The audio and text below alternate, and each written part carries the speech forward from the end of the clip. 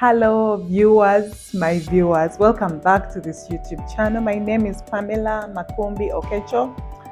This is a channel where we talk about marriage, we talk about love, we talk about relationship.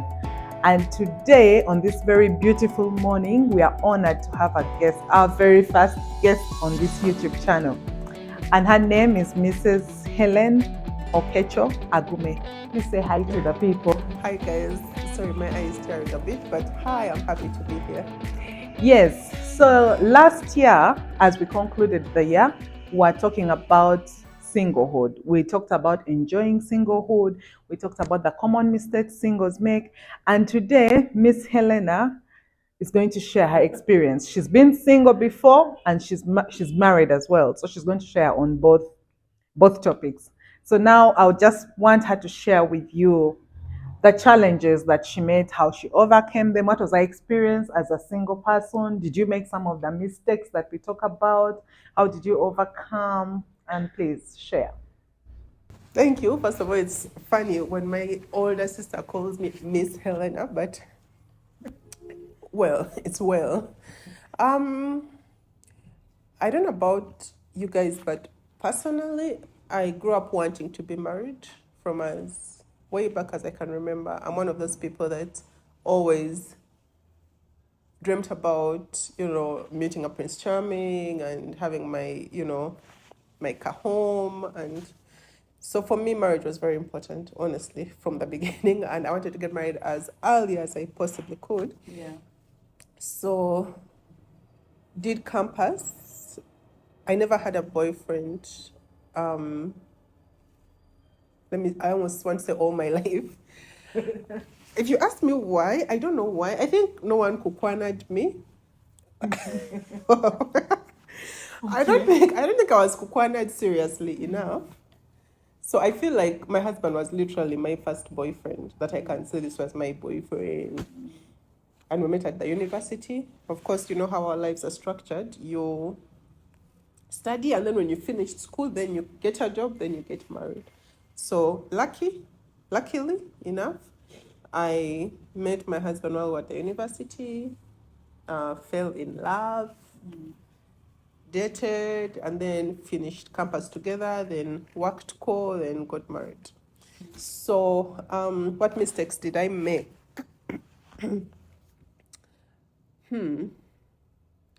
I think I was quite naive when I was single. I was very naive by the way. The stories are many, but it's not my show, so I'm not going to get into those details. But I think the things I know now that caused me to look back and go like, God, if it wasn't you, that was a situation that could have gotten me into serious trouble. I think I underestimated, or I never understood how women's femininity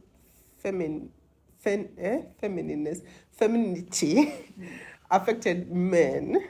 So the way I used to dress, I used to put on, guys, you don't even want to know. I used to put on short clothes.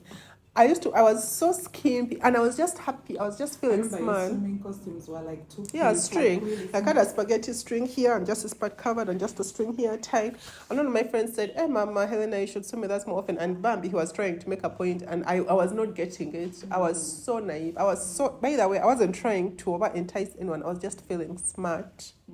I didn't realize that I was causing problems. Yeah. And then there's another time when I met I met a stranger at the swimming pool.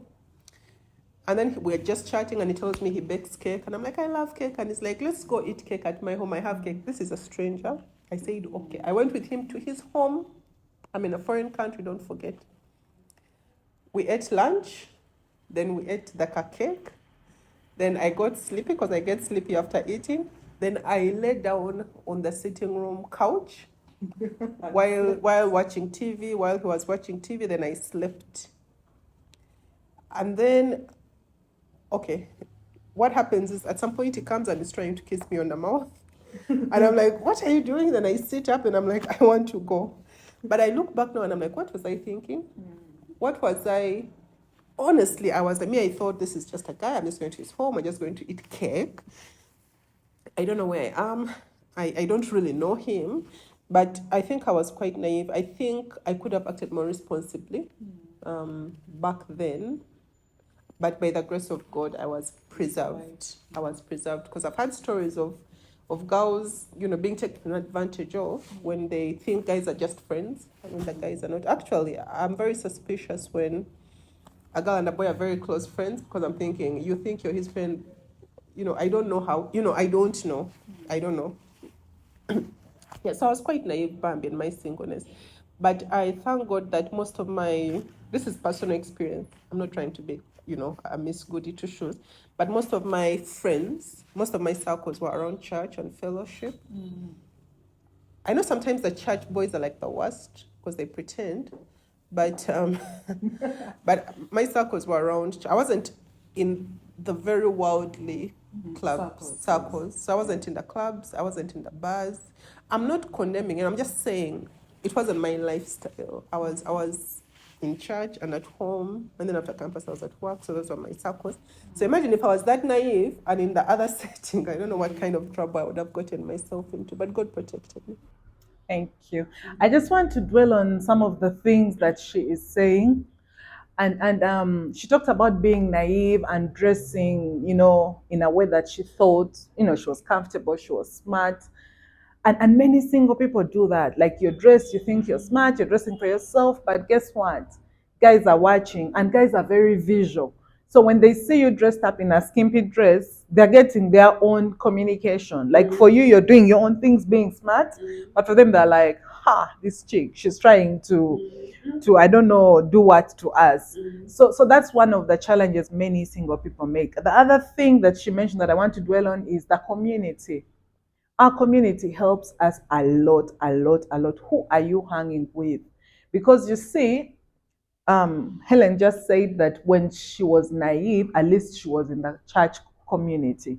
So there was kind of a covering. So her naivety didn't get her into trouble. We've seen so many Bambi innocent girls. You know how they say that the rate of rape in the university is so high.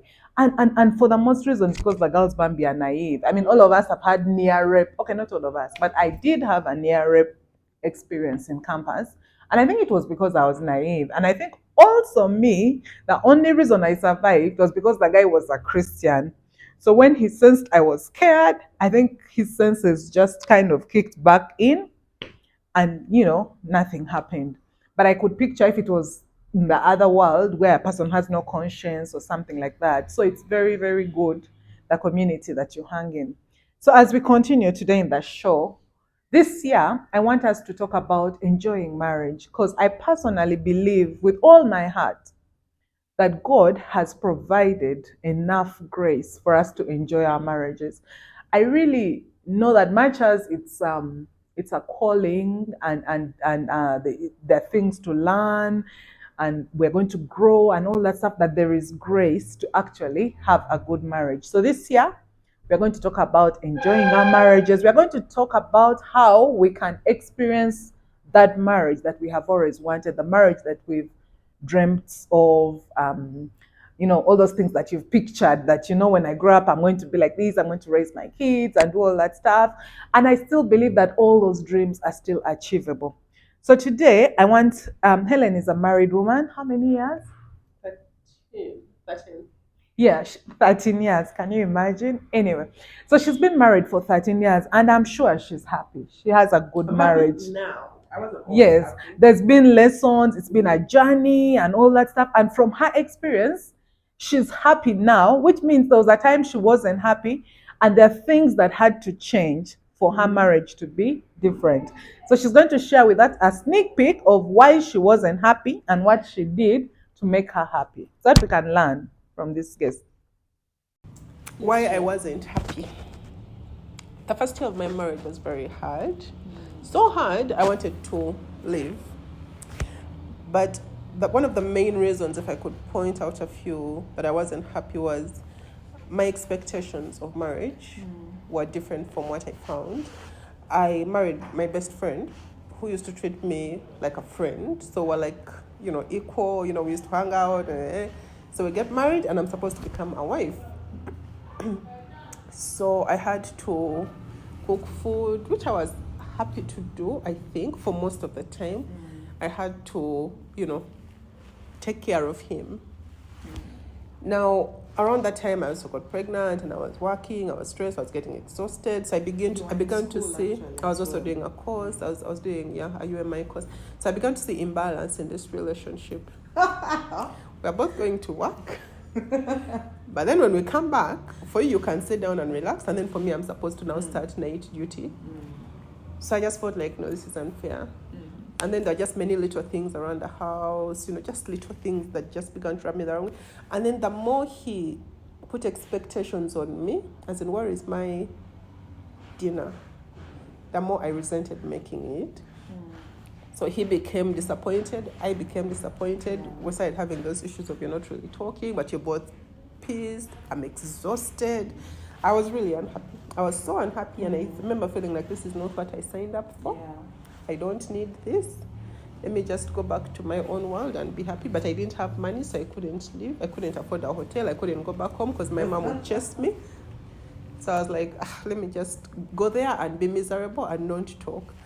Yes, so that was my first. I was really, really desperately unhappy. So what changes did you make? I happened to be a part of a certain marriage fellowship. And by the grace of God, I just continued to go, even when I wasn't anticipating a better marriage. I just continued to go. Pam is part of that marriage fellowship. And sometimes I would even go alone. And I would cry in those meetings. I would cry because, I was pregnant, so I was hormonal. But then there would be exercises for couples to do together, and I'd be alone and I'd be crying. But Bambi, those guys were very helpful. I think what helped me the most was not that they were perfect, was that they were willing to be real in what they were sharing. And I identified with many of the things they were saying. So I realized all the things that I'm dealing with, they've dealt with, and then they found their levels. So I was like, hey, okay. So I realized my husband is just a man. He's like all of them, like they're all the same, basically. I just have to figure out, some of the things that were making me frustrated at home. These guys had reached the point where they would laugh them away. Like, it was so, typical. So this fellowship, this community encouraged me and helped me grow up. I call it actually growing up. So one of the things specifically that I did eventually was to get help. I didn't have to be a hero. So there are some things you can delegate as a wife. There are some things you can't delegate as a wife. So rather than hating my husband for making me do 1,000 things, I delegated some of the things that were stressing me so much. And then I stuck with the ones I had to do. And then I felt relieved. And then I was able to also go down and rest sometimes. Yeah, but right now we are so happy. So I look back and I'm like, it's not that, in marriage is bad. It's not that you married the wrong person.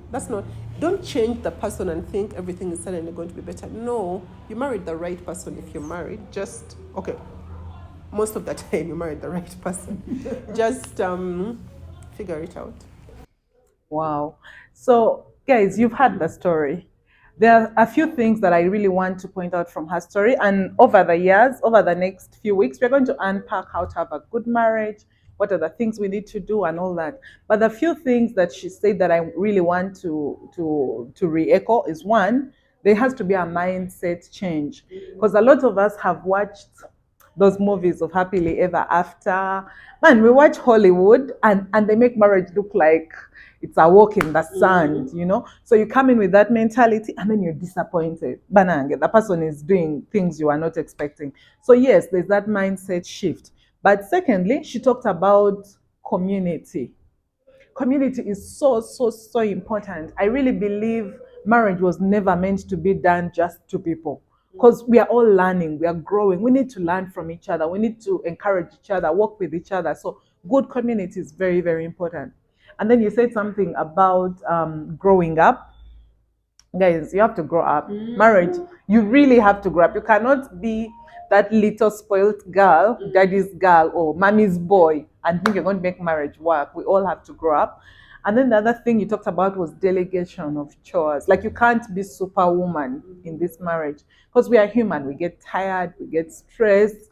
There's so many things that we have to think about as a married woman, and which is so interesting because for the guys over, they don't have anything to think about. They just kind of slide into marriage and be pampered. So imagine, like you said, you've been friends, you're equals, and now you're a wife.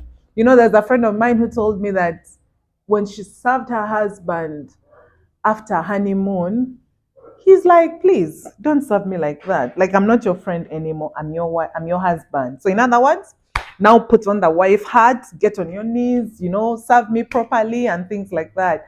So there's just that it's like cultural shock. It's like we have expectations of marriage and yet there's no orientation.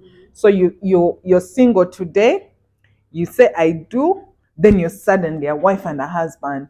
The guys, it's a bit easy because they just go and, be a husband. Then for a wife, you have to learn to do chores, to balance, to think, all this stuff. And then there's the pregnancy thing. If you get pregnant early, Yes. Yeah, and then, I don't know what PG this show is, but then there's also the issue of sex when you get married. As a wife, so you've gone through that whole busy day, stressful day. You're probably having issues with your husband that have not been dealt with, so you're a bit not in the right state of mind as you go to bed. But because you're a wife, you still have to allow to sleep with this person, to have sex with this person.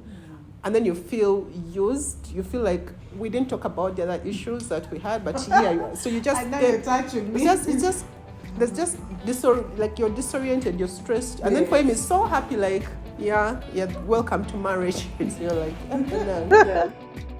Yes, so members, this is all that we are going to be talking about. This is just a sneak peek into what we are going to talk about. We're going to details about all the things that we talked about. We'll talk about sex, we'll talk about growing up, we'll talk about mindset change, we'll talk about expectations of both the man, the woman, and what God expects from us. So this is going to be a journey of growing, of learning, of relearning, unlearning. And I believe that we are going to have very, very, very wonderful marriages because I repeat, God has provided sufficient grace for us to have beautiful marriages. So thank you for tuning. Please come again. We'll have many guests this year. So looking forward to seeing you. Please come again. Have a lovely day. Bye.